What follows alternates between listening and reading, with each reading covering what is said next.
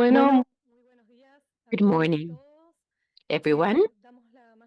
We cordially welcome you to this conference room, Raúl Prebisch Conference Room of ECLAC. We have with us Mr. José Manuel Salazar, Executive Secretary of ECLAC, and together with Mr. José Antonio Ocampo, Professor of International Public Affairs of Columbia University. We greet those who are attending here the meeting and those who are attending virtually. We cordially welcome the authorities of the government of Chile, the country of the Commission, and we greet ambassadors of member countries of ECLAC, of the UN, and representatives of the diplomatic corps, representatives of international agencies, funds and programs of the United Nations, civil society, business, academia, ladies and gentlemen.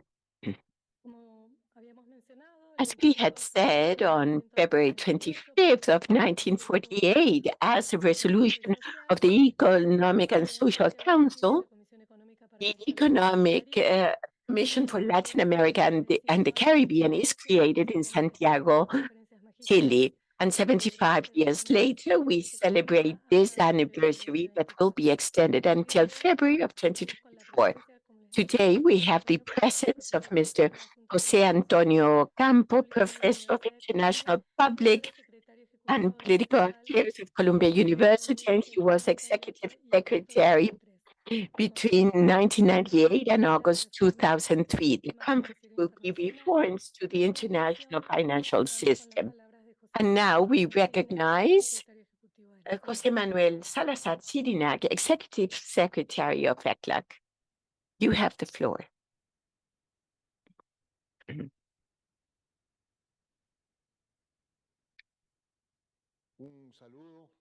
Special, very special welcoming greetings to this conference with our renowned lecturer of today. I will introduce him in a few minutes.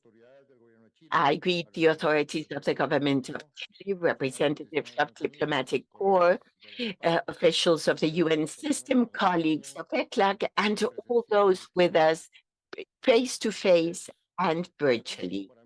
It is a great pleasure to welcome you to the second Master Conference commemorating the 75th anniversary of ECLAC. The conference cycle has as purpose not only underscore and highlight the main contributions of ECLAC in the past, but also reflect and think about the present and future challenges of the region and how ECLAC may contribute to address them. The world has changed and continues to change very expeditiously. Technological changes, climate change, population changes, geoeconomic, geopolitical changes, only to mention a few. And this convenes us to renew our thinking and to adapt to a diagnosis and recommendations for these new changes that have taken place nationally, regionally, and worldwide. Part of this exercise, and in this significant 75th anniversary, ECLAC is convening renowned personalities to share their viewpoints on subjects of relevance for the region, relevant for the future that should be part of the future regional and ECLAC agenda. This conference cycle will be extended until February of 2024.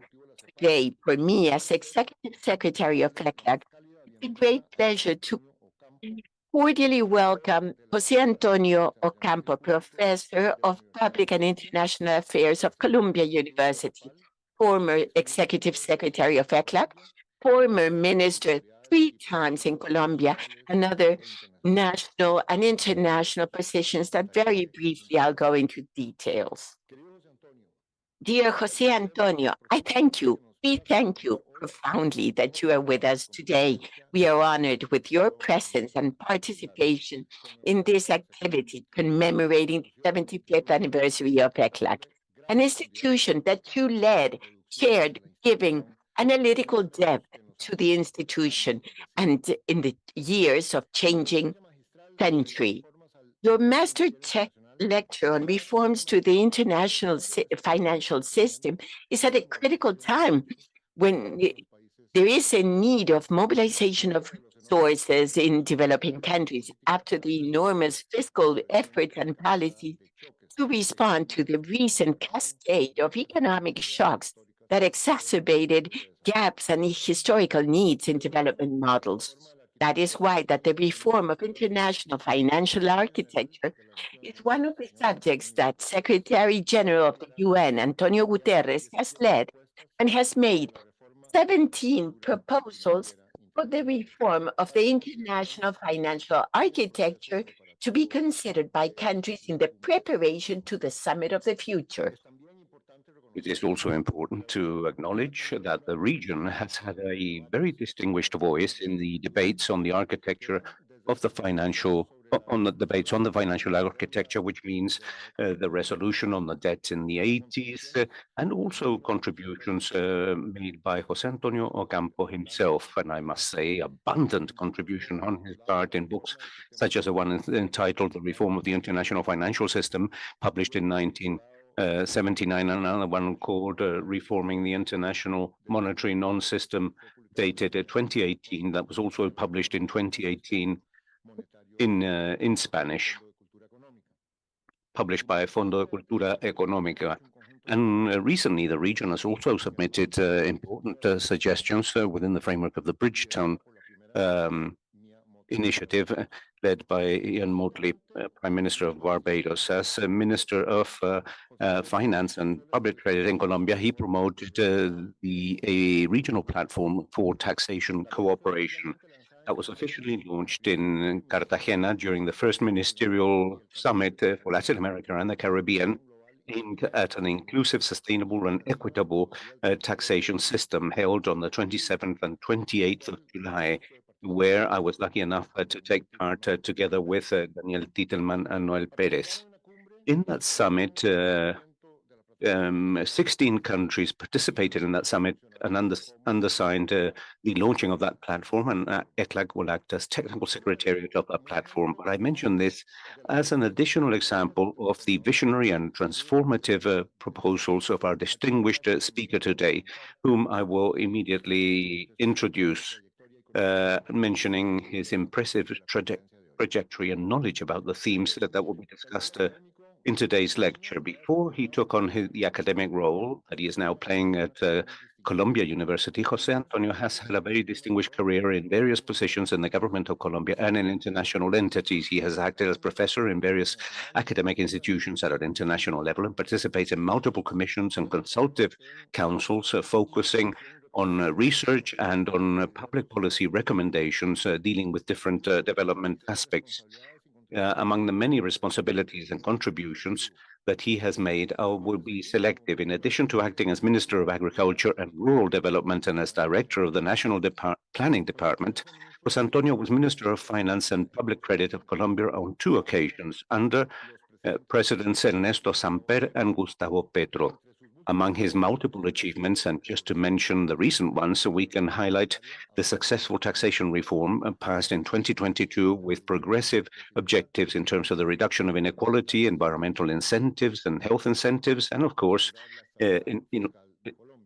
ensuring the fiscal stability of Colombia. As you well know, José Antonio was Executive Secretary of ECLAC between January 1998 and August 2003. During that period, he promoted important initiatives and achievements. He introduced macroeconomy for the development of ECLAC, highlighting fiscal agreements. Among them, the fiscal agreement, strengths, weaknesses, and challenges, document published in 1998. He also highlighted financial cooperation in terms of payments and development banks. Under José Antonio's administration, ECLAC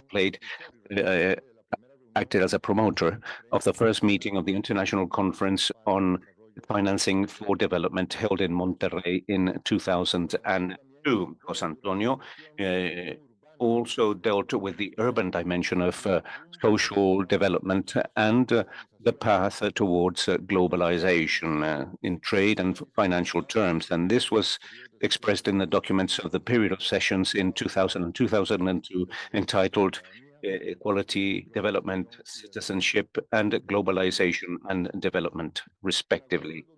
In August 2003, the UN General Secretary appointed José Antonio as Under-Secretary General of the Department of Economic and Social Affairs of the United Nations, a position that he held until June 2007.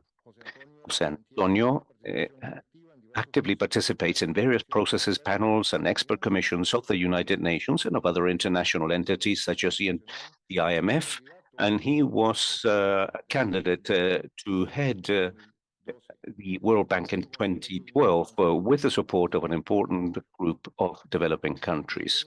José Antonio has been a member of the expert committee of the General Assembly of the United Nations on the reforms of the international financial system and international of the monetary and financial system, and of the Consultative Council, the high-level IMF Council on the role of SDRs. So recently, he formed part of the high-level panel on financial accountability, transparency, and integrity. And likewise, José Antonio has presided the Committee for Development Policy in ECLAC between 2013 and 2021, and likewise the Independent Commission for the Reform of International Corporate Taxation, ICRIT, organized by a coalition of civil society organizations since 2015. If we mention the academic contributions of José Antonio, that would require a separate conference, and I would like to highlight two details. One, personal, and that is that when I was already studying my PhD at the University of Cambridge in the 80s, several publications by José Antonio in renowned academic magazines form part of these courses. And the other aspect is that his book, together with Luis Bertola, entitled The Economic Development of Latin America Since Its Independence, that has been edited on several occasions and is one of the most read and quoted books on the economic history of our region. In consequence, then, with enormous institutional appreciation on behalf of all my colleagues in ECLAC and with tremendous personal appreciation, I am very happy to offer the floor to José Antonio Ocampo to deliver his keynote lecture within the cycle of this commemoration of the 75 years of ECLAC. Thank you. José Antonio, please.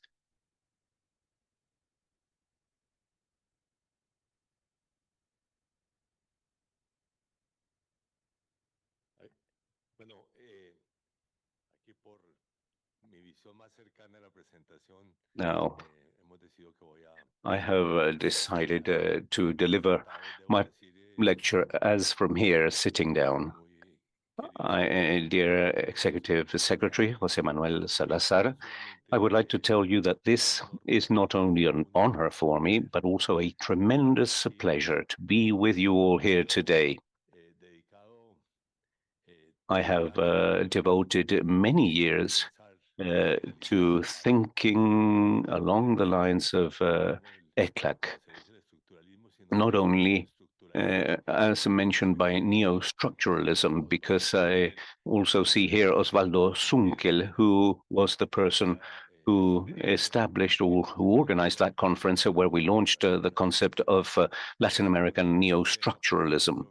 And during my period here in ECLAC, with many people that are present here, including Ricardo French Davis, Osvaldo Zunkel, who accompanied me at that time, we launched many new ideas on how to rethink the ECLAC, the traditional ECLAC thinking. And these gave rise to many new ways of looking at macroeconomics, for example, which is an issue that is very absent from traditional ECLAC, so to speak, but also how to introduce new issues, for example, the social agenda that became tremendously enriched during those years, the reintroduction of the issue of environmental sustainability. I recreated the vision of sustainable development that had been eliminated. And I must also say or refer to the issues of productive development, especially in this world that had already become a globalized world. And so these were all issues that we launched during those years and that I believe helped to redesign ECLAC thinking. And that for me has been a tremendous pleasure. So I have been Executive Secretary of this dear institution, which is not only the main think tank of the UN, but also the main think tank on Latin American and Caribbean issues. When I arrived here, I must say that nobody thought of the Caribbean here, but since I come from a Caribbean country, I said, no, the Caribbean has to be introduced very strongly into the ECLAC agenda. And imagine the historical task behind the introduction of the Caribbean as members of ECLAC. Here in Chile, it was called CEPAL. It did not include the C for Caribbean, but in French, it has a C, the acronym at the end, and so on. And so perhaps we will talk about that when we celebrate or commemorate another 75 years. ECLAC was initially created for 3 years, and it was only 3 years later during the ECLAC conference that was held in Mexico. And with the tremendous support of Brazil, we made ECLAC a permanent institution. So that was another milestone for ECLAC. Having said this, I would like to begin with this presentation on the reforms of the international financial system. As the Executive Secretary said, there is already a document produced by the General Secretary from last May that includes many issues that are very similar to what I will mention and other issues that I will highlight and that are not included in that report and that I would highlight, and I refer to the regional issues when it comes to the international financial architecture, but many other issues are indeed similar to what I will refer to. I will deal with 4 issues: the multilateral development bank, the issue of the international monetary system, the restructuring of sovereign debts, and some critical institutional issues.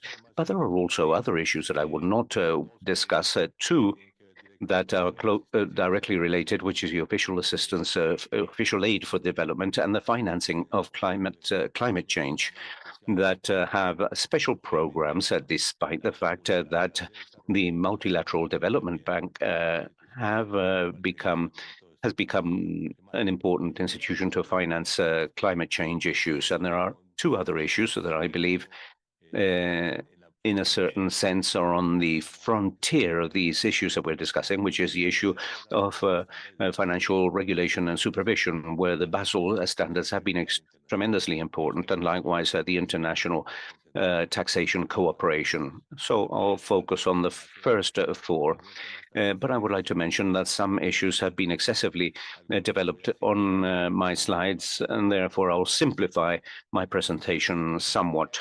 Now, beginning with the multilateral development banks, I would like to say that the basic functions are, first of all, access to financing in better conditions and timelines.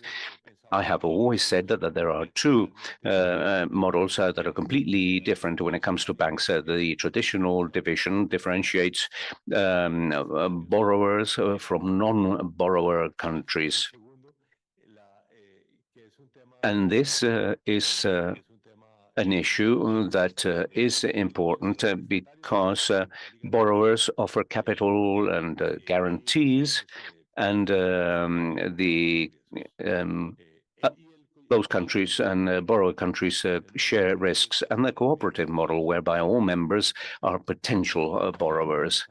and share the risks. And we will look at the IDB that belongs to the first category, CAF belongs to the second category, and the two other regional banks, one that I will refer to and the other one I won't, the Central American Economic Integration Bank, also has or belongs in the first category, and likewise the Caribbean Development Bank. Now, with regards to the first group, well, we have a traditional debate on which countries should be beneficiaries, potential beneficiaries of these banks, and the issue of the so-called graduation of middle-income countries, which is a very complex issue in debates, especially during within the World Bank, whether they should or should not be potential members and potential borrowers of those banks, and that is an important issue that refers to the more general issue, which is the issue of cooperation with middle-income countries, an issue that has been in the UN agenda. I must say that I launched that when I was General Undersecretary, because it is an issue that was completely absent from the UN agenda. Everything involved poor countries. I realized that these Spanish were the ones that spoke about middle-income countries. And so I organized the first conference on middle-income countries of the UN, and I asked Spain to be the host for that event. And we had the meeting in Madrid. That was in 2003. That was the first of a whole sequence of meetings. And also a middle-income country group was organized also within the UN, and I was supporting them. So if cooperation is exclusively for low-income countries, or it also encompasses middle-income countries. That's a very important point of the international agenda that is not totally solved. Now, the third one is the counter-cyclical function, as private financing is pro-cyclical, especially for countries that have access to the financial market. Basically, those are emerging economies that are countries of middle income with access to the market. That is, to give a definition. Well, that financing is highly pro-cyclical, both in terms of availability and in terms of cost. Therefore, multilateral banks have to play a counter-cyclical role, and we'll see that the role of the World Bank there. There are financing modalities aside from projects, programs for payment. I think that the most complex debate is to provide or not financing to public entities, or if there is a growing role for financing by the private companies. That's an important fact. We'll see that it is key in the support of the US to multilateral and development banks. Then contribution to the development and analysis, that is what has been called knowledge bank. And another interest is contribution to the provision of public, global, and regional goods. Always we speak about global, but there are many regional public goods. So it is important to give you the relevant example is the protection of Amazonia. It is a world public good, Amazonia, but especially it is a regional one of the countries that are part or have part of the Amazonia. Or other institutions, for example, in climate change, there are other institutions that provide financing, and the major deficits are the financing of infrastructure and combating climate change. In the case of the World Bank, there has been an agenda that has changed, but several subjects have been introduced. I mentioned there on the top this 2014 agenda, which was very important for sustainable development goals of the UN. And there was a need of eliminating extreme poverty in 2030, but also is shared prosperity, improve the living conditions of the 40% of the poorest 40% of all countries, and to do this within the context of planet sustainability. There have been other issues that have been a matter of conflict, all the options for middle-income countries, and the provision of public international goods, global and regional. So I must say that in a work that I did some years ago in a multilateral bank, the financing of 4 banks for climate change have increased systematically, although the amount is very small for the needs. But something that is very interesting is that the adaptation has grown faster than mitigation. And that's important for developing countries. Now, with these climate disasters of this year, even for developed countries, it has become an important topic. But it is completely outside the climate change agenda, I would say, until the last meeting on climate change that was held in Egypt. And the agenda of market reforms has been successfully placed since the end of the 90s. The agenda that was totally pro-market, it changed since Stiglitz as head of the World Bank, and it has been nuanced, the agenda, I say, including very interesting additional topics. In addition to that, I defend what I called a dense system with density. That is, to have more regional institutions, the growing importance of regional institutions and sub-regional ones. This is highly developed in the world development banks. And there are new agents, those that were created, the Bank of Investment and Infrastructure, Asian Bank of Investment in Infrastructure, that is having membership, and several countries have proposed, for example, to Colombia, for us to be members of that bank, and the new development bank, which is the BRICS banks.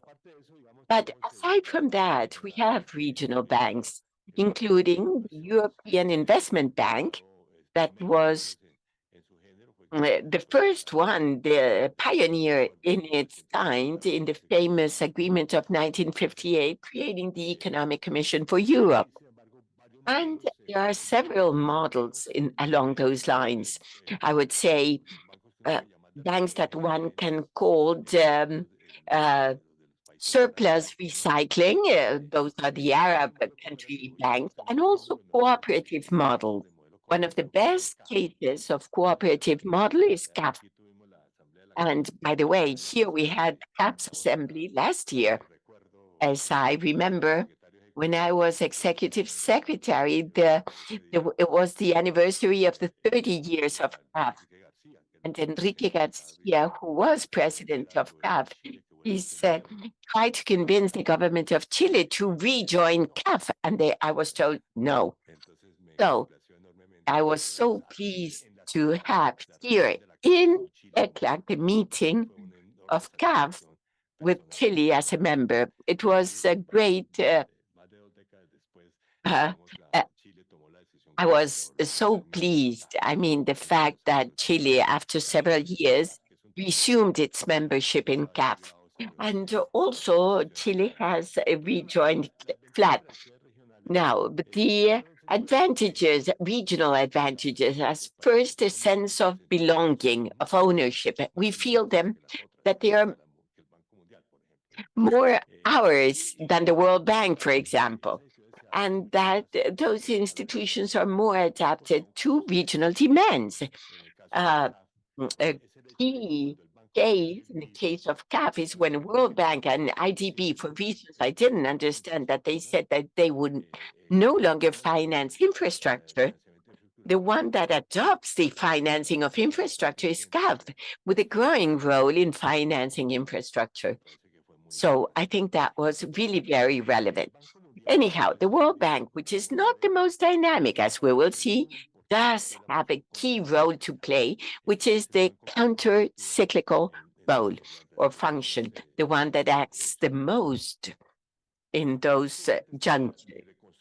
This is my graph of the financing approved by multilateral development banks. I would here leave out the European Investment Bank, that until recently was the largest development bank, historically that is, but it is highly unstable. It's not the case now to analyze, but to concentrate in developing countries. The red line is the traditional, conventional regional banks. That has grown much more than the World Bank throughout time, I must say. But the World Bank has been key, fundamental in critical junctures. Here, there, you can see the crisis of 2008, 9, and 10, that I call it the North Atlantic crisis, because with some friends of India, sometime when we were discussing the developing countries, when the crisis here, it was the Asian crisis, but when it doesn't occur in Latin America, they are global. And so that's why we decided to call it the North Atlantic crisis. There, how the World Bank goes up, but then goes down. And during the COVID crisis, very recently, once again, the World Bank is an active one. But anyhow, it is smaller than the traditional regional banks that have grown so much more. And there on the bottom, you have the two new banks, the New Development Bank and the Asian Infrastructure Investment Bank, that were very dynamic, but have ceased to be so dynamic in the last 2 years. That was because of the Chinese crisis, and also because of the New Development Bank. It was because of the BRICS crisis. However, now the appointment of Dilma Rousseff as president of the bank is a way of promoting it once again. And here the importance, this is a work that was conducted some years before the COVID crisis.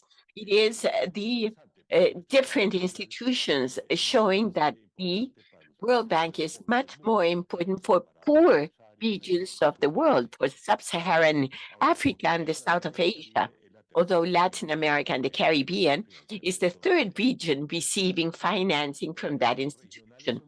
But the regional ones are very important, obviously in Europe, they prevail, but also in Latin America and the Caribbean, where they are very important.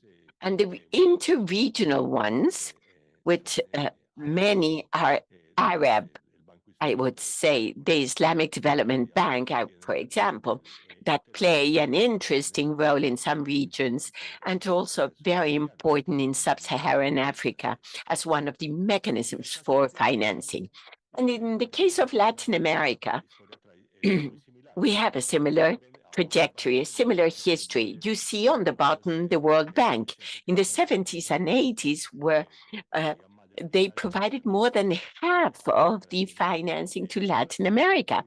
But as time has gone by, it came to a stall, except during crisis, when once again it starts providing important financing. So the growth of financing for Latin America has been basically first IDB and then CAF. And CAF has been as important as IDB as financing mechanism. On the top, you have the Central American Bank of Economic Integration. It's a smaller bank, but prevails in the Central American region. It is dominant there. The trend is very similar. The regional banks displacing the World Bank, but the World Bank continuing to play a counter-cyclical role, important role. Here, during COVID, it was the World Bank that increased the financing, not BID, not IDB, not CAF. In the year 2020, for Latin America and the Caribbean, the financing came from the World Bank. And here, these are my recommendations in this area. First, multilateral bank needs to continue expanding. And the idea is not only in regional banks, but the World Bank itself as well, and should offer structural and counter-cyclical solutions, the counter-cyclical role, not to forget when we think of these banks, but also structural analysis. I'll mention some. It's essential to have capitalization for all of the above. It's not a simple subject, especially in the US debates, where the most recent debates were the World Bank in 2018, the Central American Bank in 2020, and CAF in 2022. You see IDB absent there, that has not been capitalized. And the most serious problems there are the doubts about the commitment of the United States in capitalization of the World Bank and IDB, especially in that which is not private sector financing, but government one. It is an important subject, and in time, well, CAF will be more important as IDB, as development bank, if the US does not capitalize IDB. That is one of the major debates, for example, in the meeting of IDB in Panama last year. And for me, what is essential is to continue financing for the public sector, not only of the private sector, and to expand support for the provision of international public goods, primarily in the struggle against climate change. Now, as Minister of Finance in Colombia, in the case of the IDB and CAF, I also strongly emphasized the issue of biodiversity, given the fact that my country is one of the most mega-diverse countries in the world, and therefore for us, the issue of investment in protecting biodiversity is absolutely fundamental. And there we have two very important ecosystems, the Amazon, but also the Pacific coast in the north of Ecuador, Colombia, and Panama, which is probably the most biodiverse region of the world, and therefore the protection of biodiversity and of other ecosystems in Latin America and the Caribbean. The international monetary system. There I begin with the issue of the non-system, which is in the title of my last book. This is a terminology that was used in the 70s. Following the collapse of the Bretton Woods agreement, when the US decided not to make the US dollar convertible into gold. And that ensued a wide-ranging discussion. In fact, a group of countries were summoned to discuss a new Bretton Woods that met between 72 and 74 and failed in that attempt. And what came out of that process is what was then called in literature the non-system. The terminology obviously sounds better in English than in Spanish. When I tried to translate a non-system into Spanish, it didn't sound very nice. And so I put it in inverted commas. But this is a somewhat complex system with elements that arose separately and that today constitute the international monetary system. But it's a world reserve system that has an inconvertible currency in the center, which is the dollar, but it also has flexible exchange rates between countries, which is something that did not exist in the old system, and that makes it much more feasible to have a competition between currencies. Now, the only rule that was approved is that countries cannot manipulate the exchange rate.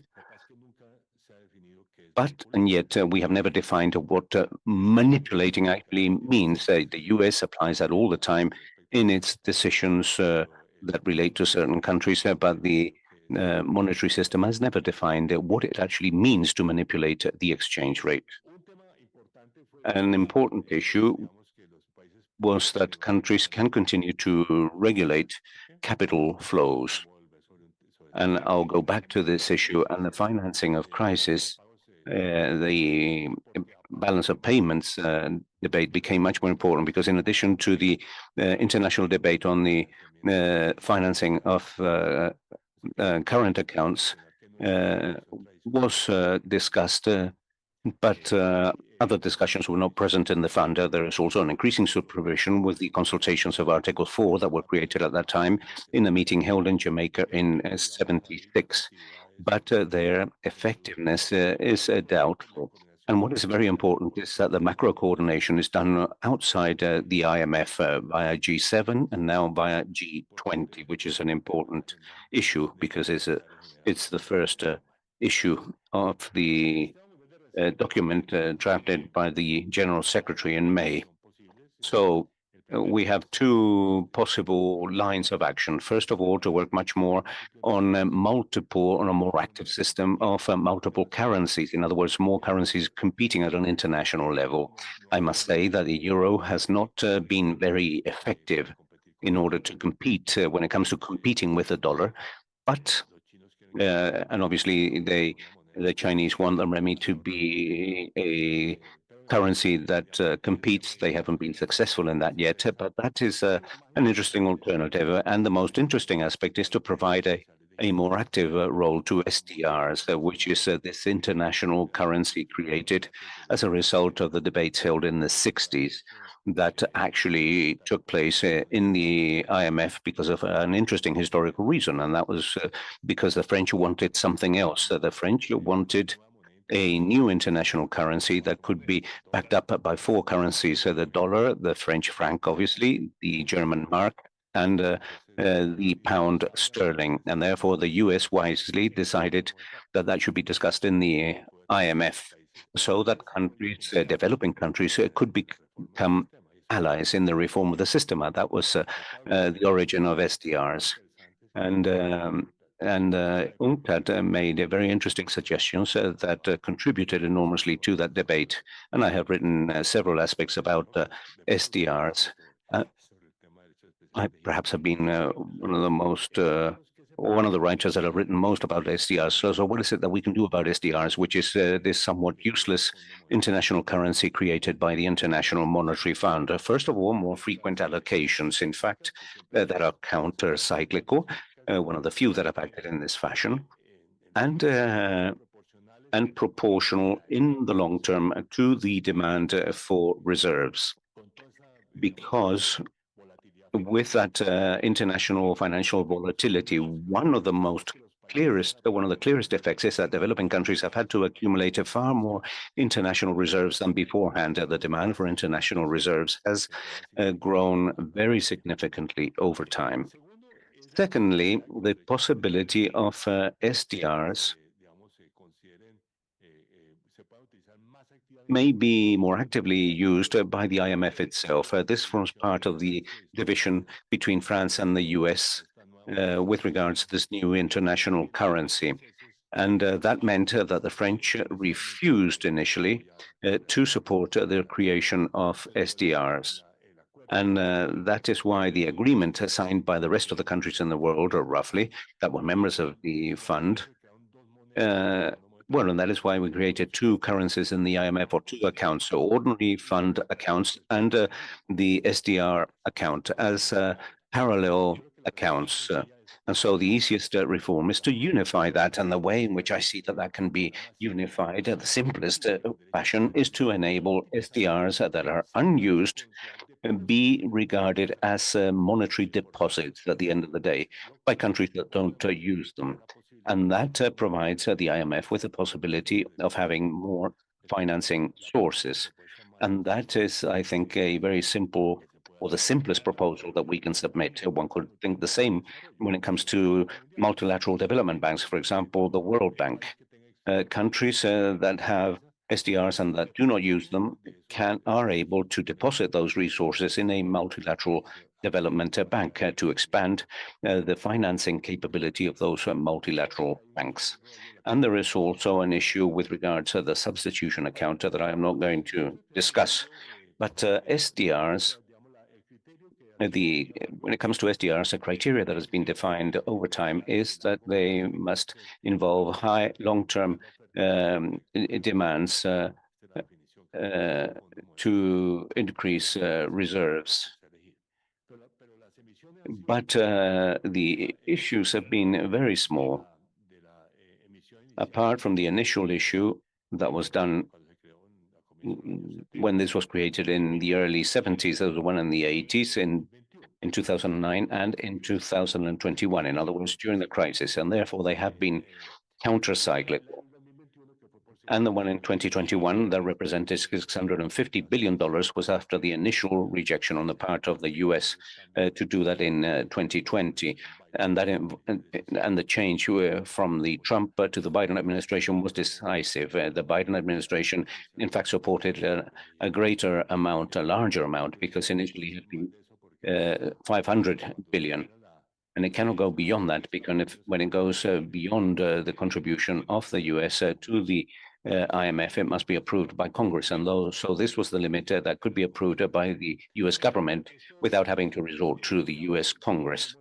And all of us that have made estimations, so I mentioned that there, including the technical document by the IMF in 2011, there we have spoken of at least 200 billion per year, which is what makes that SDRs can become a proportion of international reserves. And some have even spoken of up to 400 billion per year.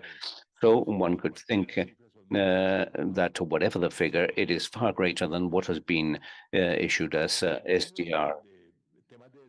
Now, in terms of development issues, which is another historical aspect with regards to SDRs, well, there are several alternatives there. One is to include the demand for reserves as one of the criteria for the allocation of SDRs. And not only IMF quotas. The idea is to use other criteria depending on the level of development and so on. The second one, which already has some possibilities of using SDRs for the financing of development, although the struggle against climate change. A fund has been created that forms part of that financing, but the latter, that seems to be very interesting, if it was approved, is that the contributions made by countries to regional monetary funds may be used as an additional criterion for the allocation of SDRs. Those that contribute to FLAR, that should be a criteria for the allocation of SDRs, and therefore that belongs to the IMF in a wide-ranging sense. This is the history of allocations.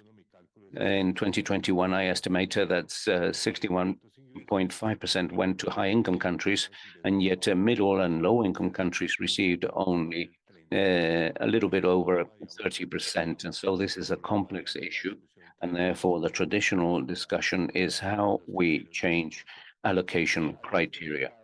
Then we have this SDR market where some countries sell to other countries, sell SDRs to other countries for dollars. It's a system that has worked dynamically, but you can see that from 2008 with the two allocations, that market has become far more active. But in any case, it's very small. If you look at this 30 billion in terms of SDRs, which is a ridiculous sum for when it comes to the international standards that we're referring to.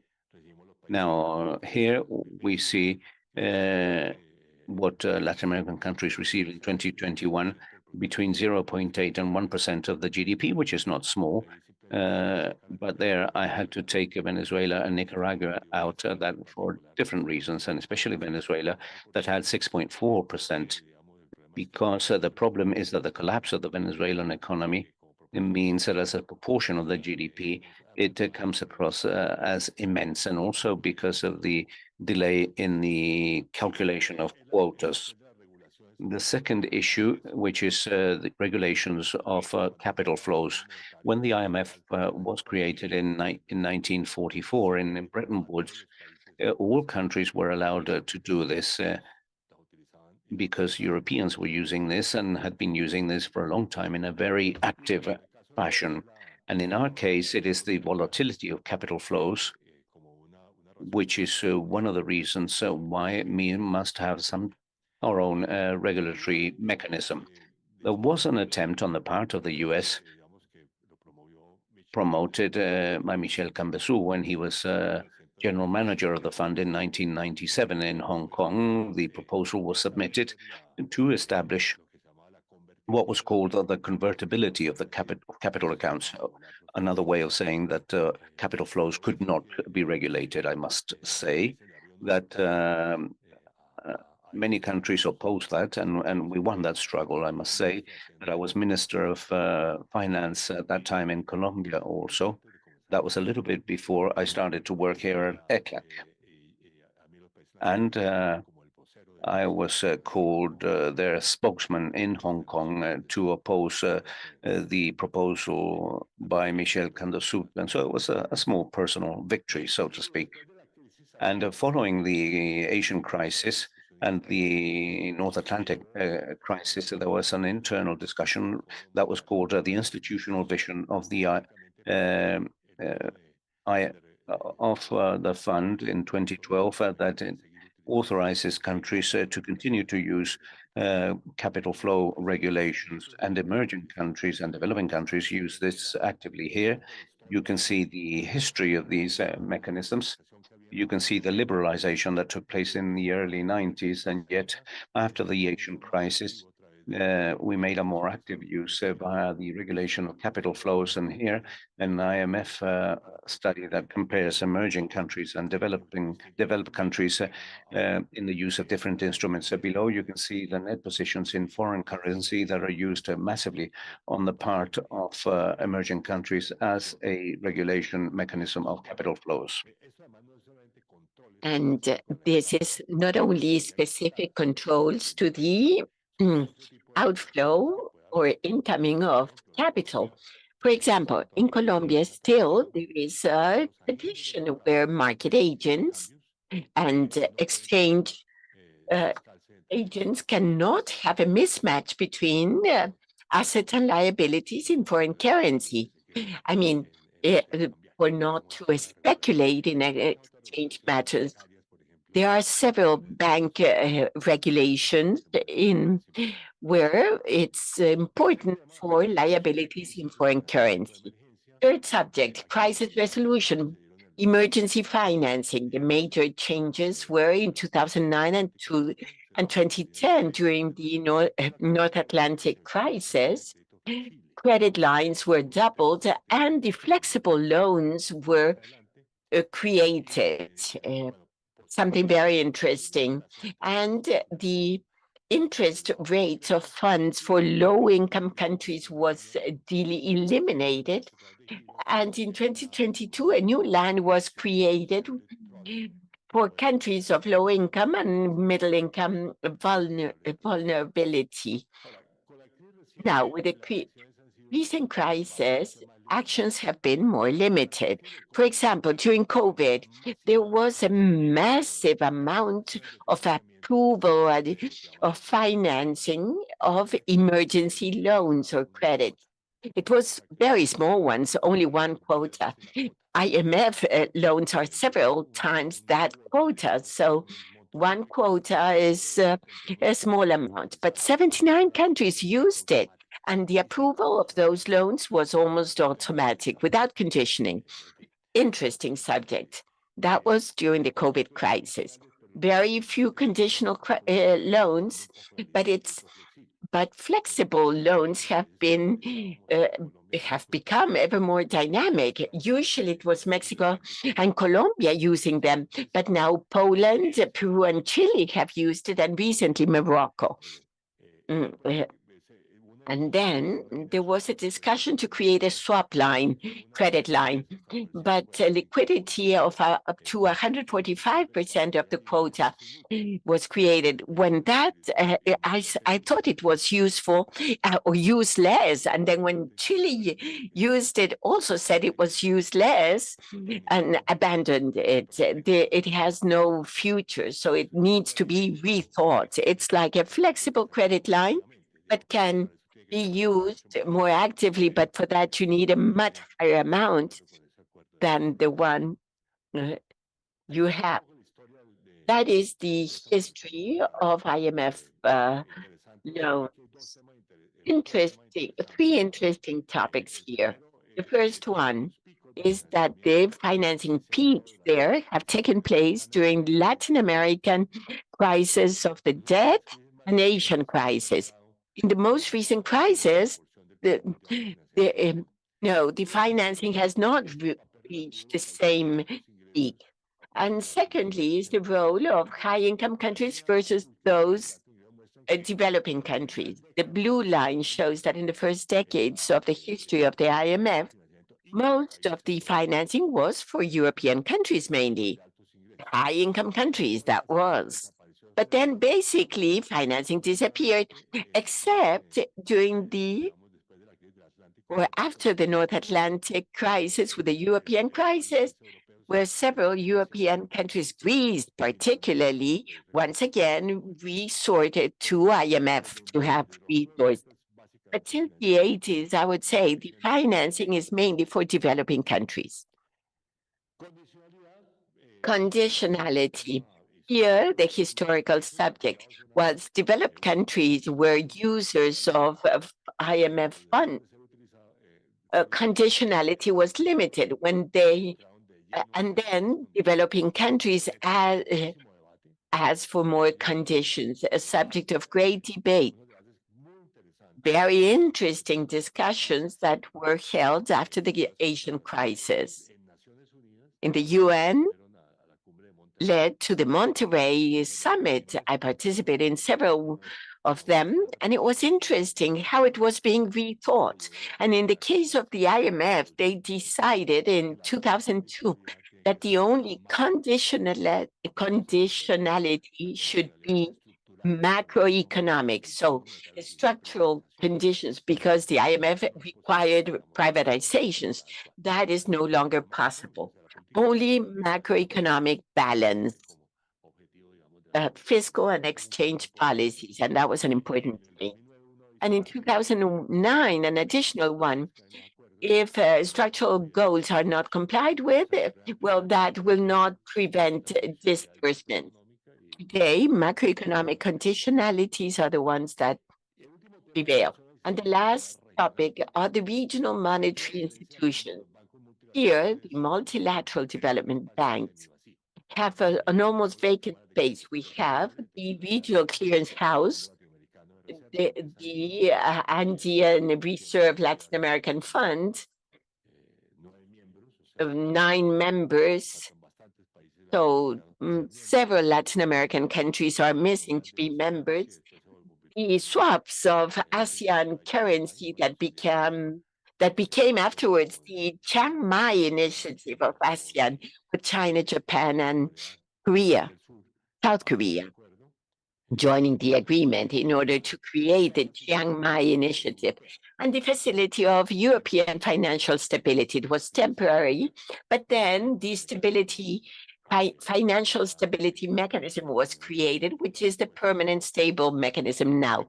That was the response of Europe to its own crisis in the year 2010, 2014.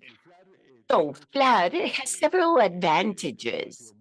It has been highly active in a counter-cyclical manner, but small one, and it does not have enough members for it to be truly considered Latin American.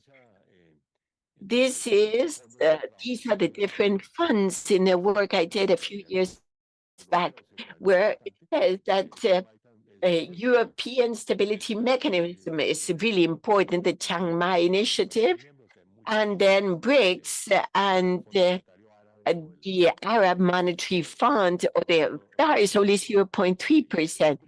The Arab Monetary Fund and the BRICS that has not been very useful, small, but the active ones are the European Chiang Mai and FLAD. I would say those are the 3 mechanisms. And here is the history of the FLAD credits or loans, and they are basically contracyclical. You see that FLAD recently created was very important in the crisis of the 80s. And in work I've conducted, I have shown that for some countries, FLAD has been more important than the IMF as a financial mechanism. For example, for Ecuador, Ecuador has been a main user of FLAD, Costa Rica as well. a great user. And Colombia also, for a simple reason. Colombia faced or confronted the IMF in 2016. And we decided not to ask loans to the IMF. It was like a consensus. And when not in the 80s, well, Colombia had to go to the IMF, no problem. But FLAD was used then. We used FLAD then. And then also, Colombia finally had loans from the IMF, a flexible credit line, yes, but always it has been for liquidity mechanism and has not used them. The payments are disbursed, not the liquidity ones, and the others are more a support for debt relief. That was a mechanism used by Costa Rica. Recommendations. The first one is a more active use of special drawing rights. One of the interesting topics, but there are greater possibilities. The IMF should continue accepting the use of regulations to capital flows by countries, improve counter-cyclical mechanisms, including contingency lines, continuing the strictly macroeconomic focus of conditionality, and the more active use of regional monetary institutions. Debt restructuring. Well, there's a semi-vacant space. The Paris Club that has a system for debt renegotiation. When speaking now these days, speaking about Argentinian restructurings. Well, we could say it was created for that. Interesting. The history of that mechanism continues to be used. And after a complex debate, I will mention, of the year 2000 and the IMF, the class action clauses were created, which is included in the bond issuances. If you have to issue a bond with a maximum percentage of creditors, it is mandatory for all creditors to participate in the restructuring of that bond. Then there is a moratorium and renegotiations that is case by case. One of them was the one faced by Argentina with multiple juridical legal problems. And then the multilateral ad hoc renegotiation schemes. The first one was Plan Brady in 1989, which was highly positive, although it arrived 7 years late. Had that small problem, small issue, and the initiative for poor countries that are highly indebted. That was in different stages, but finally, it was 2005. It was multilateral debt relief initiative, the pardoning of the debt of poor countries. Now, timely or adequate relief is not provided and does not treat debtors and creditors in the same way. There are two types of solutions. The shorter term one today is a new ad hoc mechanism. So here, well, graphically, we can see how the COVID crisis generated a serious problem of percentage of countries with debt problems. This is the valuation of the IMF with the World Bank. Countries that have a debt over 70% of GDP are risky debtors. And you see the increase of middle income countries with greater debt. But in the red line, those countries with low income. After the 2005, it had dropped only to 5%. But there is a growing problem, a big one. And this calls for many present proposals, one from the Secretary General with a mechanism of debt restructuring, an ad hoc mechanism. The only thing that the Paris Club and G20 have adopted are a couple of very poor initiatives. They are only for low-income countries. Suspension of debt servicing of 2020, which was more or less effective, and then the restructuring, the common framework for debt restructuring that has been used by only 3 countries. So there is a need of an ad hoc mechanism. There could be an agreement on that subject matter. In fact, I was asked to write an article on that in December last year. I published it, the specific proposal. That is a voluntary mechanism. Countries that need it will use it. And in my view, it could be intermediated by a multilateral development bank, the World Bank or a regional bank. Why? For coordination of restructuring, but also it's clear that if that bank offers financing associated to restructuring, it will facilitate restructuring. So it is a mechanism that facilitates restructuring. Yes, indeed, that should be in the center, but all of a sudden it's one of the subjects that these discussions in the UN could have some concrete result. But we also need a permanent mechanism, and in that sense, a mechanism for arbitration. And the best example was discussion held in 2002 and 2003 to restructure debt in the IMF. That was a very positive discussion. Curiously enough, it was presented by the US, and then the US opposed that. So it was placed in the agenda by the US, and it left the agenda as a result of the US. And several countries in Latin America did not support that because they deemed that it could negatively impact its external debt.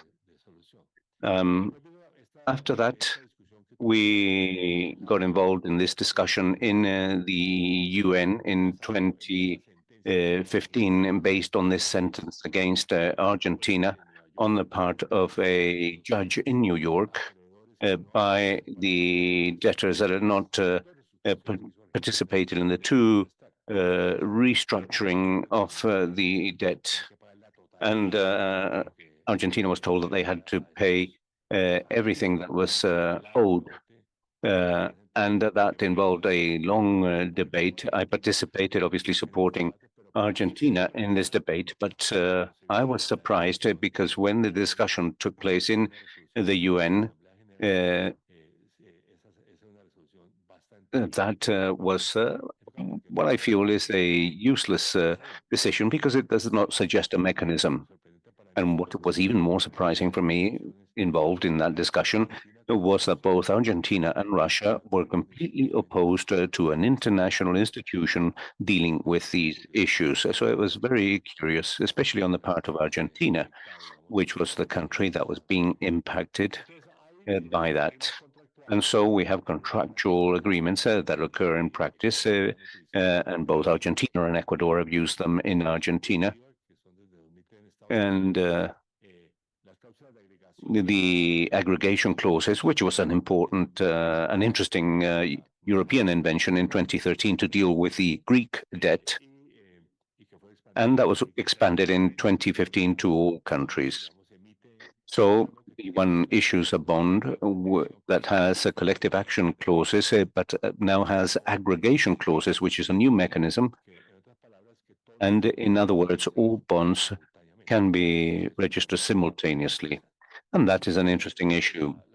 But I believe that the solution is to have a mechanism in the UN or in the Monetary Fund, similar to a WTO mechanism, to debate when they debate trade issues that can have a negotiation, mediation, and arbitration mechanism.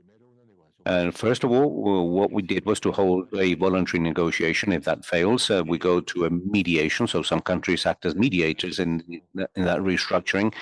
And finally, there can also be arbitration, a sort of judge to define who is right when it comes to that restructuring. The only essential requirement, by the way, is that arbitration body be absolutely autonomous. So that is an issue that the IMF finally accepted, and the debt tribunal be absolutely independent of the IMF board. That was essential, because otherwise the political issue of the board would also have to do in these decisions. So in terms of debt, we must have an ad hoc document, but also a permanent negotiation mechanism. And I conclude with institutional aspects. And these are basically three aspects. I believe that there are possibilities with some of them and a few possibilities with others. First one is to continue with the reforms of the Bretton Woods entities to expand the voice and the participation of developing countries in decision-making processes. So that is how this idea is expressed. We will see what happened in the World Bank in economic terms to evolve towards an entity that is much more representative of the international economic cooperation system. I think that was one of the first recommendations of the General Secretary, in the sense that, well, hopefully, and indeed, I form part of the forum mentioned by the Executive Secretary following the crisis of the North Atlantic crisis. There was a commission of the UN General Assembly headed by Professor Stiglitz. I formed part of that commission, and we proposed a mechanism that I will mention, and that basically is incorporated to G20 and the UN. And I will mention that proposal. And finally, and curiously enough, that could be much more active, is a denser architecture, especially with strong regional institutions. In the case of Bretton Woods entities, well, the issues there are, first of all, to reform the quotas and capital. But not only that, but also voting power, which is different. And there are two alternatives that are interesting.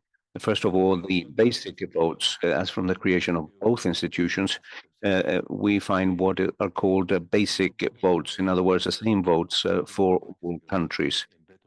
And that was created in Bretton Woods and was envisaged as a document. That voting power there could be interesting, those basic votes. And the other thing is to have double majority systems, a proposal that has been put forward by many. And given the control of a few developed countries, and especially of the US, and therefore basic votes per capita and per number of countries help to compensate for some decisions, so to speak, and then to eliminate voting power. And the only country that the veto power, the only country that has a veto power is the US. And the other aspect is open and transparent systems for the election of the general manager of the IMF and the president of the World Bank. And the equal treatment of different countries, and also an issue that relates to the division of labor, which is adequate between ministerial bodies, boards, and administration. And in the case of the IMF, an important reform was introduced. But the problems with the fund is that they have 5 guaranteed seats.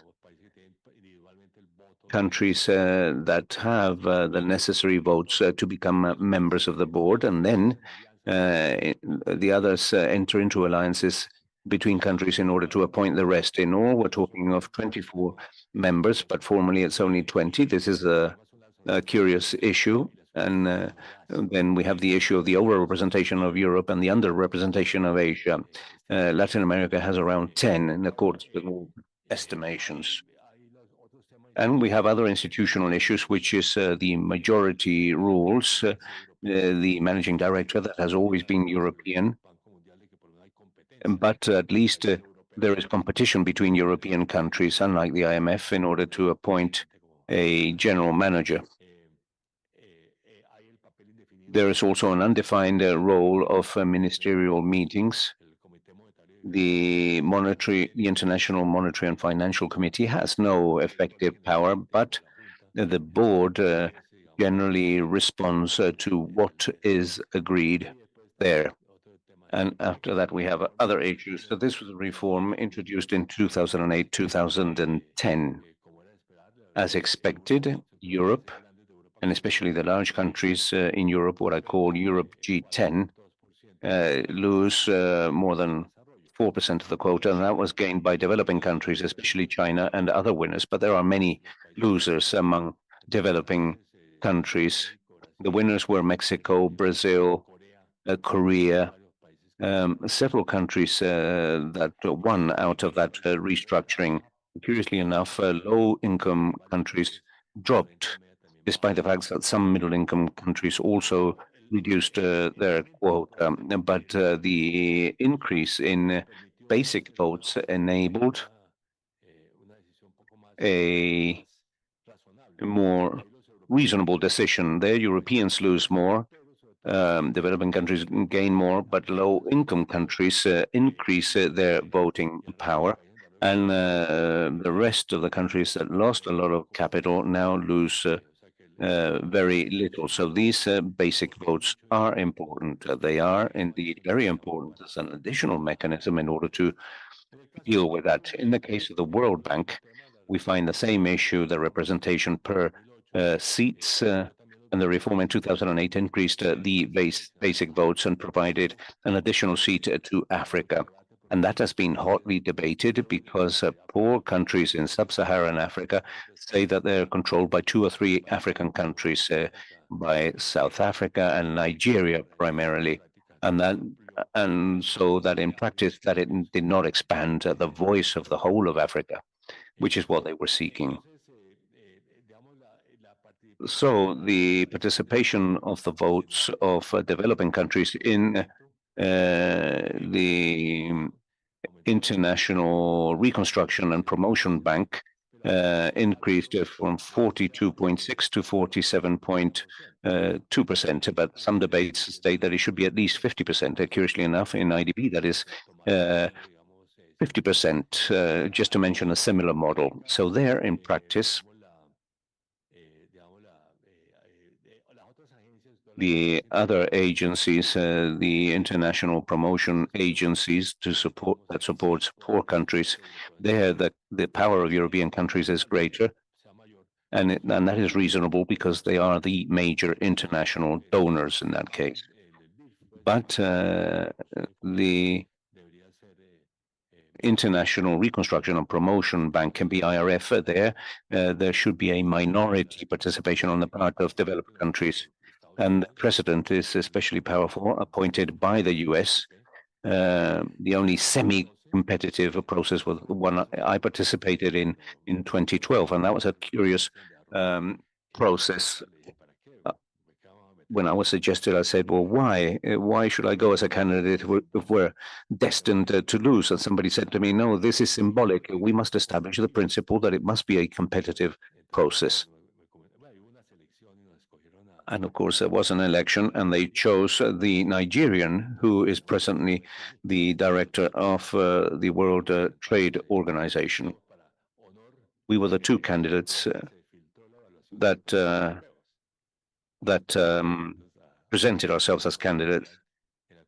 And what became known was the European opinion, in the sense that the worst candidate was the US candidate, but they ended up by voting for that candidate. The Nigerian was the one that was most knowledgeable of the bank. She had worked for 15 years in the bank, and they also deemed that the best proposals were mine. It was interesting to analyze that assessment by the Europeans that was leaked. And the president of the World Bank is very powerful. In fact, one of the major surprises that I found is that often he didn't even participate in the board meetings, and that was very curious that the president of an institution does not participate in the board meetings, because he deemed that he had sufficient power. But the re-election of the bank in 2016, in 2019, and in 2022, well, there was absolutely no competition in those elections. So the second option is the high-level representative organization or umbrella organization, what I call the elite multilateralism that involves both advantages and disadvantages. It is it implies an improvement over G7. It had the initial leadership, but but limited effectiveness, partly because of the profound political divisions between its members. There are, however, interesting possibilities. Now we will have Brazil as president of G20 next year, and that opens up interesting possibilities. And the proposals that have been submitted, including that submitted in the commission presided by Stiglitz, are related to the UN system entity. The specific agreement proposal was that G20 should become a UN institution, but with elected members, considering the economic capability of members, as is clear for G20. And that means that smaller countries can have the possibility of becoming members of the G20 group. This is a discussion that has taken place since the 90s in the Security Economic Council, and the possibility of being accepted is limited. However, in that document with Stiglitz, we also underscored that the UN should continue playing an outstanding role as an analyst and as a forum for dialogue and consensus building. The UN does not have a power in economic decisions. However, it has been key for certain decisions adopted in other agencies. For example, these conventions, beginning with that of Monterrey of financing for development, have had an effect for assistance for development. There was a positive thinking, and for relevant discussions, those fora can be important for certain topics, not to adopted by the UN, but to be adopted by the competent agency in other spheres. That's very interesting. In trade, there have been decisions. The great advantage of the UN is that it is a much more open forum. Therefore, there are subjects that reach the UN that wouldn't reach others. The most important one is climate change, or all the environmental topics where it really were born due to UN and have had an important international effect. The hands of the UN, yes, but others that are not from the UN or have been born in the UN. I think the UN has played a key role as a forum, but hopefully it would evolve towards one of the solutions for that summit agency be more representative and be linked, associated to the UN. And then you have an architecture of a multi-tier architecture. Globalization is also a world of open regionalism, to use the term of ECLAC, open regionalism, 96, remember? And the possibility or complementarity of regional institutions with world institutions, also competition, and as I call it, the federalist argument or reasoning, which is that sense of belonging or ownership, where different parts of the nation have greater power and take over certain public functions. Same thing, regional institutions or agencies can adopt important tasks. And so my proposal is that there is a need of an architecture based on world, regional, and sub-regional institutional networks. And this is recognized in developed development banks, but also should be extensive to the international monetary system. Now, that is completely absent from the report of the Secretary General. And I think this is one of the topics where you can act the most to reform the system, at least in our case, to do a truly Latin American flour. And that would be an important step forward. It is a historical curiosity, but Andean institutions have the possibility of becoming Latin American and Caribbean. CAF, it was Andean promotion, but now it's called Latin American Bank because it has all of Latin American and some Caribbean countries member, and also Spain and Portugal. And FLAD, however, has expanded. It was the Andean or Latin American Reserve Fund, but now it has other members from Uruguay, Costa Rica, Paraguay, and Chile as new members. Well, Chile was going back to its Andean origins, like CAF, but it's an institution with more members, but still the larger ones, Mexico and Brazil, to join the bigger ones. And we've been working with the new president of CAF to know if it is possible to have an institution. It is a task for ECLAC to contribute to a regional, more important monetary institution. Thank you very much. I apologize for the length of my presentation, too long, but I wanted to greet and see faces, friendly faces, and the diplomatic corps and present members of ECLAC.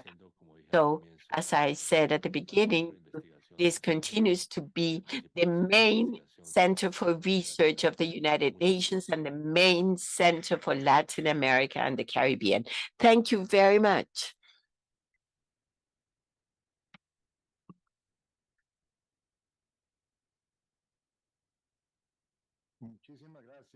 Thank you, dear José Antonio. Well, it has been a very broad conference. You've touched on subjects of multilateral bank, international monetary system, restructuring of sovereign debt, institutional topics, and issues. There was a whole panoramic view of present challenges as well as this historical view where you have been a key player in many stages and in many fora. We had an announcement, and then I will continue with a few questions. Yes, thank you, Professor Ocampo, for your lecture. Executive Secretary, we are going to invite those who are with us here in the room and through the networks to scan the QR code, which is on the screen, in order to raise your questions to Professor Ocampo. Please include your names and then a question, and we can start this exchange of views now. Thank you very much. Well, fine. Here I have a system where I will see some questions that will come in, but I'll start with two of them. And then we'll have time for people to raise your questions here or virtually. The first one, about institutional aspects, especially the macro coordination, because you said that this is done out of the IMF. It was done in the G7 and now rather in the G20. So my question is, how do you assess the macro coordination work that is being carried out by G20 so far? Is that truly the forum where that role is being played? And also, in addition, we know that there is a new geopolitics that has changed significantly in the last 3 or 4 years. And one would think that challenges are ever more difficult, not only because of the change of the world macroeconomic situation, but also geopolitical changes. What thoughts and ideas can you give us about these recent conditions on that function? And then In addition to that, as we are talking about G20, is G20 the appropriate forum for institutional aspects? The thing is, this is a complex technical conversation. There are many forums, things that are discussed in the board of the World Bank, others in the IMF, others in G20. How and others in the UN. Now, the UN is very active on this, and you have the regional dimension. But how to organize all of this, how to focus the conversation on all of these topics? Thank you. Well,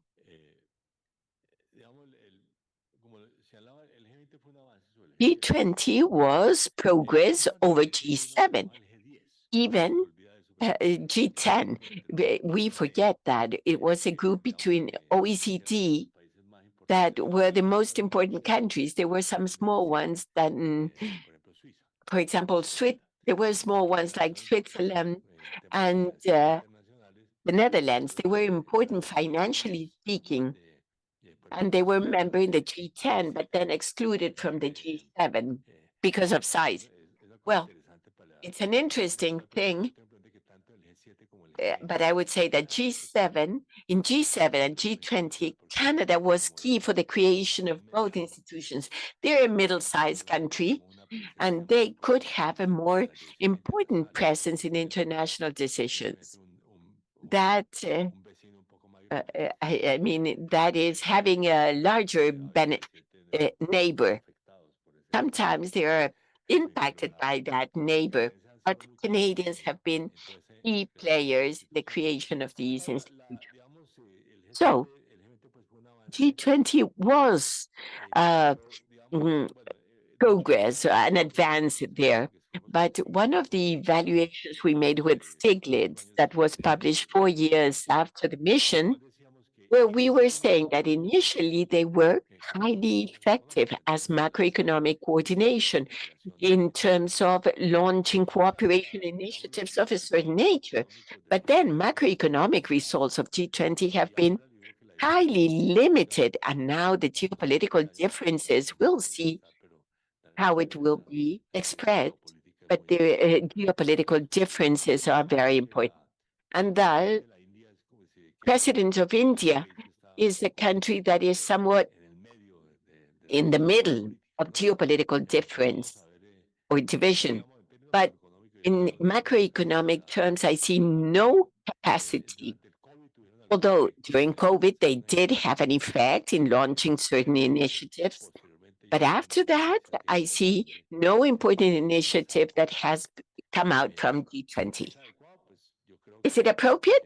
Well, clearly no. I don't see what's the alternative.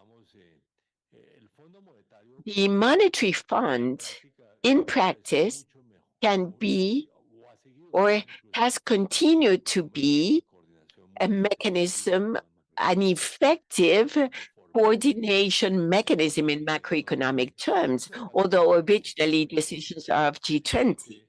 Now, there is a complex step. There are relationships with representative agencies in G20. Let us take the case of my country. We have a chair, but it used to be, now it was with Mexico and before with Brazil. So we are not the leader of the chairs.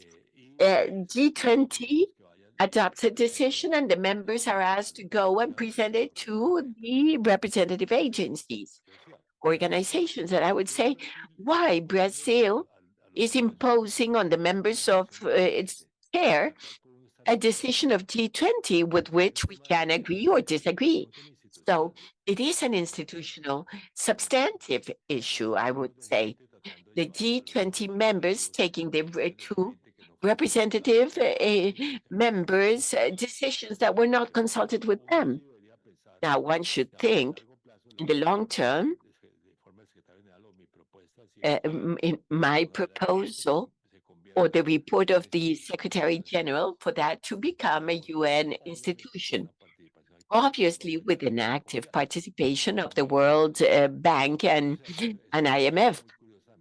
This curiosity of history I learned throughout time. Formally, IMF and the World Bank are UN institutions. If you see the web page of the UN, you see the IMF and World Bank. For the United Nations, they are members of the system. Now, and pension funds are associated to UN. Now, if you go to speak with them, once I had that task of finding out if they consider themselves part of the UN, and they said no. It was clear for me that it was no.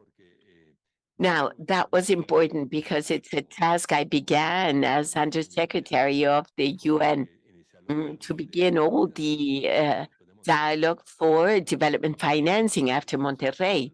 And that was done with the World Bank and IMF. So, how one organized cooperation between or among the three agencies and others that were part of the process, it was always clear to me that there was a sort of duality there. And my experience is that it's easier to work with the IMF than with the World Bank. Why? From the point of view of the United Nations, I mean, because the IMF is considered as that the UN is complementary, supplementary, not competing with it. However, the World Bank considers that the UN competes with the World Bank. So there is a sort of tension there. So to agree with the IMF, it was easy in those meetings. However, to agree with the World Bank, it was more complex. Thank you. Well, we have received many questions, and I'll move on to those questions so that we can have a variety of different concerns. There is a very specific one here from Simone Cecchine, Director of CELADE. Could you comment on the use and dissemination of cryptocurrencies and their future role in the international financial system? Well, to begin with,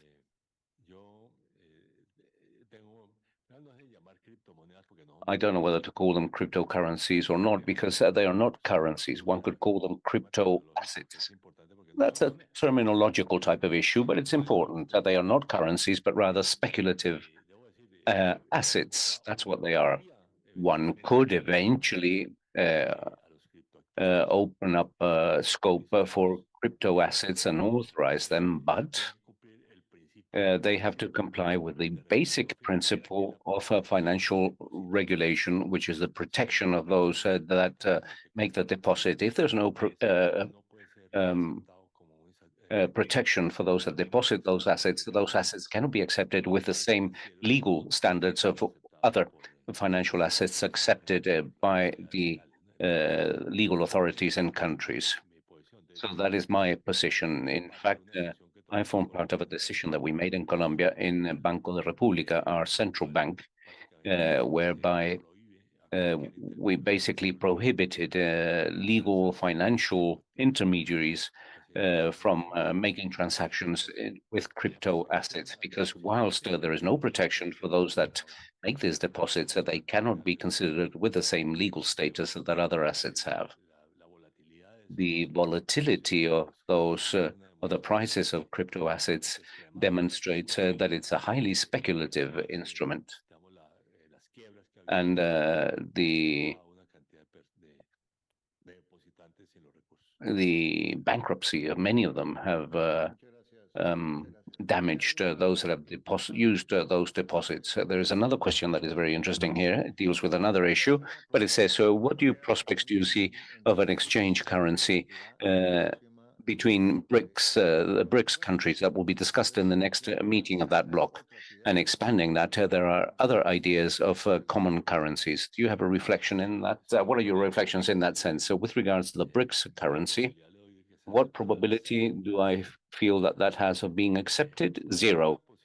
There may be a more interesting possibility when it comes to the Brazilian proposal of doing something that is much more Latin American in nature. Mr. Harat, in fact, mentioned that openly to me. And in that sense, one could think of something. But to begin with, we must remember that there was a sort of exchange, a common exchange between Brazil and Argentina in terms of payment that was a failure. So we must think about that in greater depth. I believe that there are two existing institutions that could conduct an expansion that could eventually be a currency or a payment system with an acknowledged type of exchange,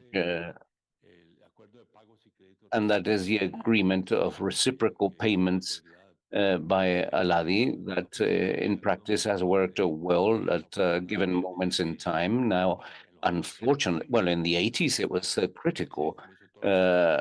All countries used to pay each other using Aladi, but after that, it has been hardly used. And the main problem was the failure to comply by Venezuela because they had very high debts in that sense. So that's an interesting instrument in terms of payment and could be expanded to use a sort of common currency or a common monetary symbol. That's an alternative. And the other one, which was in fact mentioned to Minister Haddad, is that they become members of FLAC and that FLAC is capable of issuing its own currency in a initially limited fashion, but with a sort of FLAC SDR to create a new Latin American currency.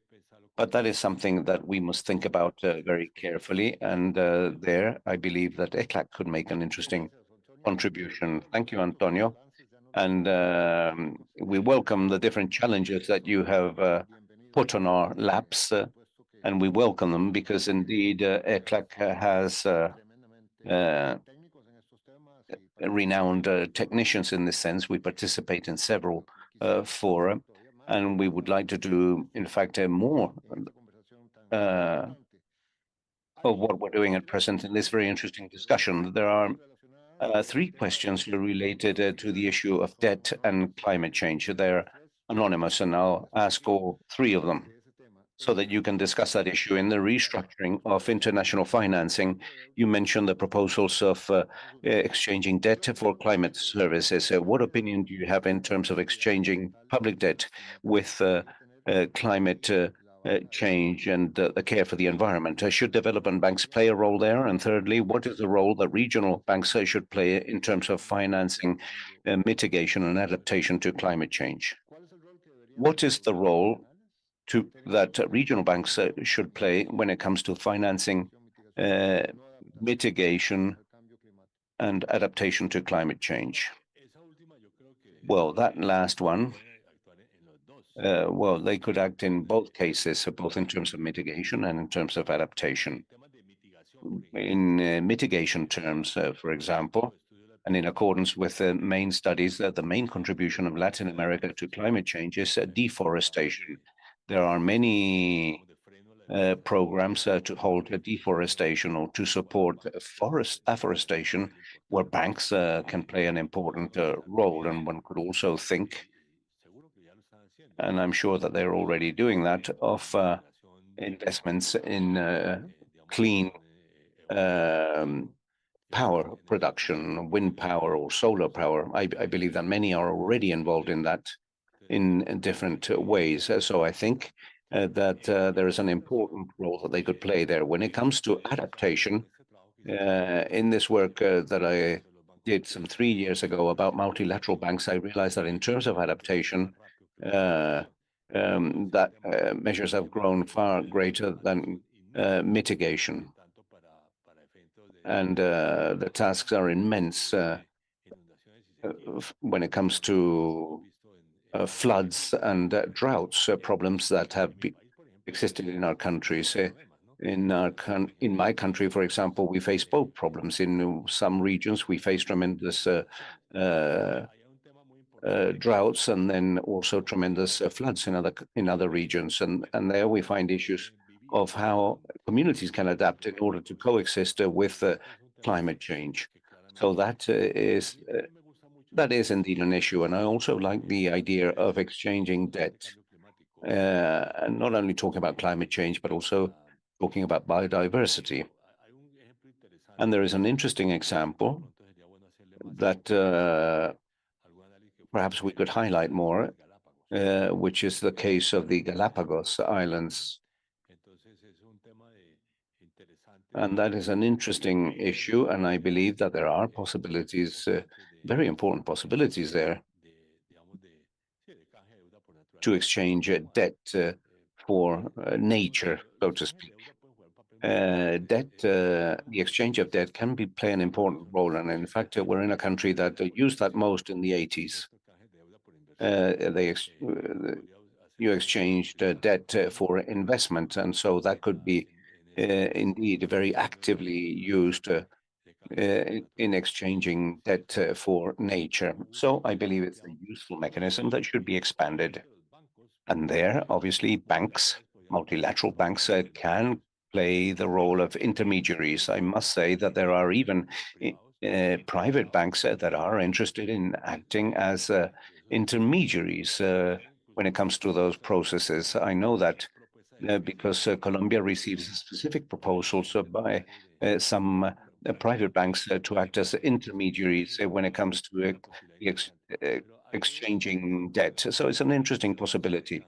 But I would like to add something, because when we debate the exchange of debt, there is a pending issue in the international agenda, and that is payment for environmental services at an international level. The Amazon must be paid. Countries that protect the Amazon must receive an international revenue, enabling us to finance the several programs that have to be undertaken to protect the Amazon jungle, because it is indeed an international asset. I remember thinking about my time in ECLAC, something that was very curious and that happened to me. Unfortunately enough, I believe that that has changed. But when we issued that report on globalization and development for the ECLAC meeting that was held in Brazil,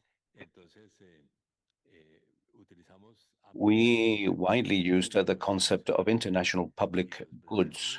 And the Brazilian government said, no, we're against that concept, because they always say the Amazon belongs to us. It's not an international public good.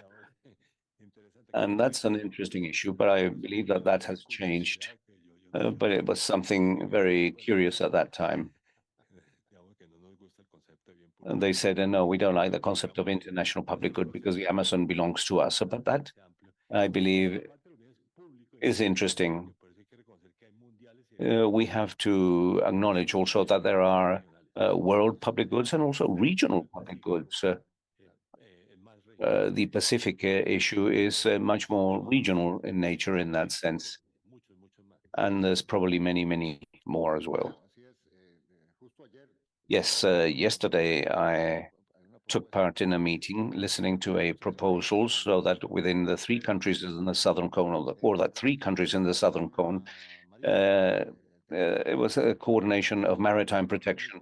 And there is strong cooperation between Costa Rica, Colombia, Ecuador, and one or two more countries dealing with a very large ocean zone, and they qualify that as a public good. And now going to a different issue, what would be your recommendations with regards critical indebtedness situations, as is the case of Argentina? Well, the Argentine restructuring has been partially successful whenever that has been undertaken, and probably they need additional restructuring. The macroeconomic problems in Argentina are sufficiently severe, and I look forward to listening to the economic study on Latin America and what it says about that aspect. But there are serious problems there that we face with those proposals. Some of them are illogical, to be diplomatic. and by one of the Argentinian candidates in terms of what has to be done to resolve Argentinian problems. But there is an issue there. Somebody said something that was logical, stating that very frequently that Argentina has faced crises in an excessively frequent manner. Stable laws are fundamental to avoid crises, and some Latin American countries have been very effective in terms of having long-term rules to prevent that. And I believe that that has to be the one of the main characteristics of the macroeconomic management of all countries, in addition, of course, to, well, in terms of avoiding crises, because that is the most important issue, how to avoid them. And now they have a galloping inflation and all types of problems. And in that case, I believe that they do require a new restructuring of the debt. I must say, when I refer to the agreement to the recent agreement between Argentina and the IMF, I would like to say that the IMF has played a positive role in terms of establishing the rules, but it's a very complex issue because at the end of the day, underlying this, we find the Argentinian political problem, and we'll see how that can be resolved. But in any case, I believe for whoever becomes president, he or she will have to conduct a new restructuring. And as it is 1 o'clock already, the last question, and we will finish with one of your preferred topics, which is special drawing rights. Question from Martina Belli from Argentina. In view of the last issuance of SDRs, there are different proposals for the redistribution of them for developing countries, but concrete initiatives are limited, like resilience and sustainability cost. You mentioned that it could be used through the World Bank. At the same time, you've been an advocate of the role of FLAR, and it is one of the eligible entities to receive and manage SDRs. How do you think that the role of FLAR could be supported? Could you go into details? FLAR, as I said, needs to be truly Latin American. It needs more members. Of the largest countries, Argentina has expressed several times the wish to be a member, or rather the reluctance of present members to include Argentina because of the risk that that could generate to FLAR. So it has been a reluctance with Argentina, as to Argentina, but Brazil and hopefully Mexico, although difficult, but Brazil, if Brazil becomes a member, Mexico will follow and join FLAR, simply because of regional balance issues. Truly, we need to have a fully complete Latin American fund. That's step number one. Now, as to SDRs, strictly speaking, FLAR is authorized to manage SDRs. It is one of the international agencies authorized for that. But what can it do with it? It doesn't have tremendous potential use.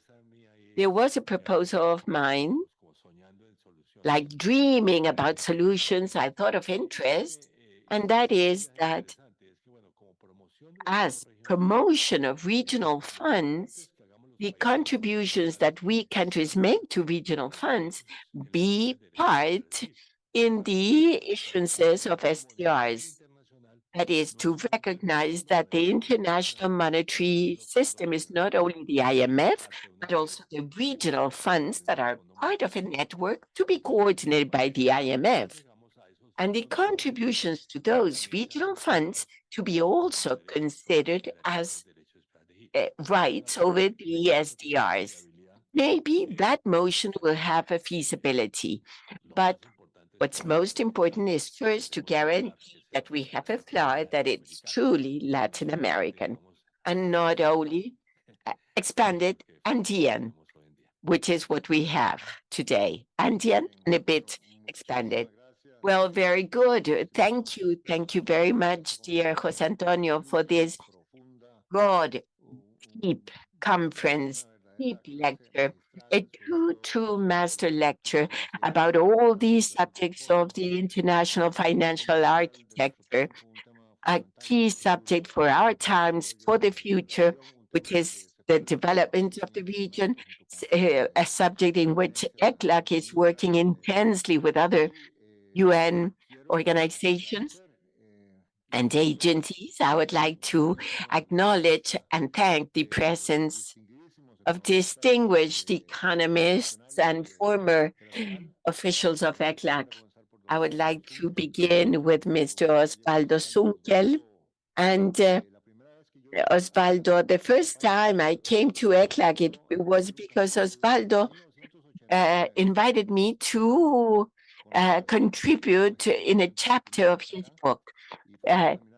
In 2009, it was extraordinary, that seminar, and I met Ricardo French David, who was participating in that event. It's a pleasure, Jorge Katz and Osvaldo Gonzalez and Ricard, and they are well-known, acknowledged authors and former officials of ECLAC. Thank you very much to have you here. My thanks also to the colleagues, to all those who are with us in person, virtually, in digital platforms. And I remind you, until February, we'll have one or two master lectures of this type with the same format. You're all invited to see the schedule in our webpage. And the next one is September 4th, where we'll have Mr. Aloisio Mercadante, the president of Development Bank of Brazil. And then we'll have others. I invite you to consult the program, the conference cycle. Sometimes dates change, so you need to check before each lecture. And once again, heartfelt applause and thanks to our lecturer, José Antonio Ocampo.